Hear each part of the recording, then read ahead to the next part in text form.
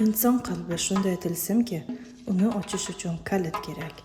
Ba'zi adiblar asarlari bilan kitob javonini to'ldiradi, ba'zilari esa insonlar yuragini. O'tkir Hoshimov, O'zbekiston xalq yozuvchisi, milliy adabiyotimizning eng ardoqli va samimiy vakillaridan biri. Uning asarlari o'zining soddaligi, chuqur insoniyligi hamda o'zbek xalqining ruhiyatini aniq aks ettirgani bilan millionlab kitobxonlar qalbidan joy olgan. O'zbekiston xalq yozuvchisi O'tkir Hoshimov har bir asarida oddiy insonlar taqdirini, ularning quvonch va dardlarini shunday mahorat bilan chizganki, har bir kitobxon unda o'zini, o'z onasini yoki jigarini ko'rganday bo'ladi.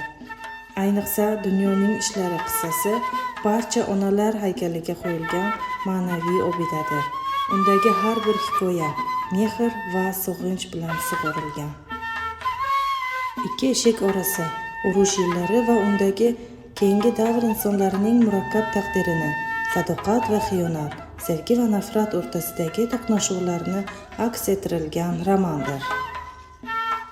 Tushda kechgan umrlar, Afg'oniston urushida qatnashgan yoshlar fojiasi va Sovet tuzumi davridagi adolatsizliklarni ochiq ko'rsatgan ta'sirli asar.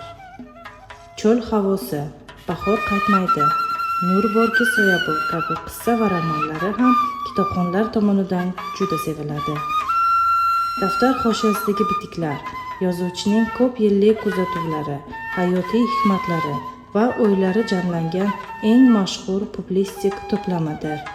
Shuningdek, u To'ylar muborak, Inson sadoqati kabi dramatik asarlari bilan o'zbek teatrlari sahnasida ham alohida o'rin egallagan.